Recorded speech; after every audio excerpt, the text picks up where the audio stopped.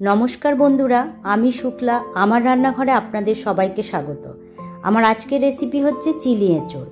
খুবই tasty delicious একটা recipe. আপনারা তো চিলি চিকেন, চিলি পনির প্রচুর খেয়েছেন। একবার আমার মতো করে চিলি এঁচোড় বাড়িতে ট্রাই করে দেখুন। যারা বাড়িতে এঁচোড় খায় না তারাও আঙুল চেটে পুটে খেয়ে নেবে। তবে চলুন দেখে নেওয়া যাক আমি কিভাবে এই চিলি এঁচোড় বানাচ্ছি।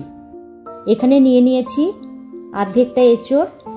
এঁচোড়টাকে ডুমো ডুমো করে কেটে নুন হলুদ দিয়ে সেদ্ধ করে নিয়েছি। এবার দিয়ে দেব স্বাদ মতো নুন, দেব 1 চামচ গোলমরিচের গুঁড়ো, 1 চামচ আদার পেস্ট, 1 চামচ রসুনের পেস্ট, দিয়ে দেব 1 চামচ সয়া সস আর 2 চামচ কর্নফ্লাওয়ার আর একটা ডিম দিয়ে আলতোভাবে মাখিয়ে নেব। কড়াই বসিয়ে দিয়েছি। কড়াইয়ের মধ্যে দিয়ে দেব বেশ কিছুটা সাদা তেল। তেল গরম হয়ে গেছে। এবার তেলের মধ্যে দিয়ে দেব একটা একটা করে এঁচোড়গুলো দিয়ে লো টু মিডিয়াম আঁচে 2 পিঠ লাল করে ভেজে নেব।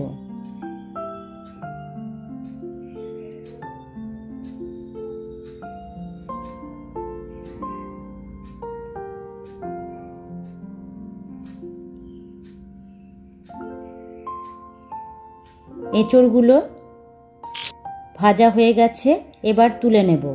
ওই একইভাবে আমি বাকি এঁচোড়গুলো ভেজে নেব।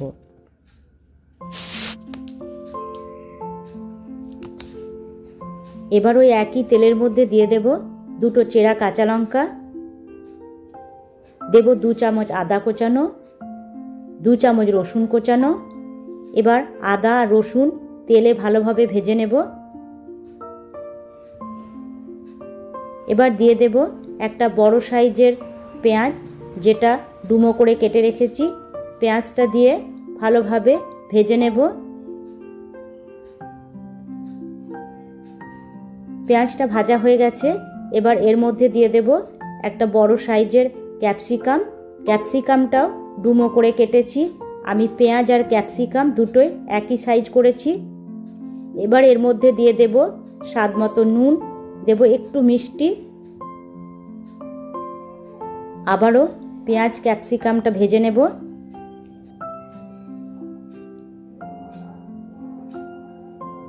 এখানে বানিয়ে নিয়েছি সসের একটা পেস্ট। এর মধ্যে দিয়েছি 2 চামচ টমেটো সস, 2 চামচ সয়া সস, 2 চামচ রেড চিলি সস। ক্যাপসিকাম, পেঁয়াজ, আদা, রসুন সমস্তটাই ভাজা হয়ে গেছে। এবার এর মধ্যে দিয়ে দেব সসের পেস্ট, দিয়ে একবার নাড়িয়ে নেব। এবার দিয়ে দেব ভেজে রাখা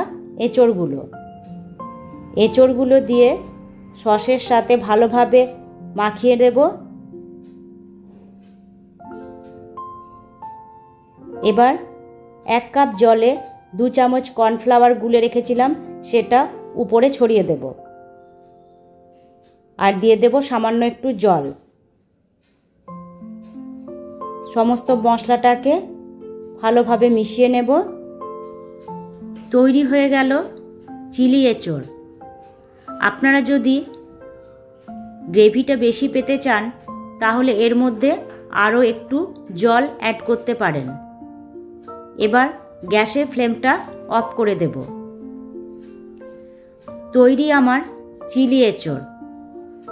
এটা রুটি, লুচি, পরোটা সবের সাথে খেতেই ভালো লাগে। বাড়িতে অবশ্যই একবার ট্রাই করে দেখবেন। আমার বিশ্বাস এটা সকলেই আঙুল চেটে খাবে। আর আমার এই রেসিপিটা যদি আপনাদের ভালো লেগে থাকে তাহলে অবশ্যই একটা লাইক ও শেয়ার করবেন। আজ তাহলে এই পর্যন্তই। দেখা হচ্ছে পরবর্তী ভিডিওতে। টাটা।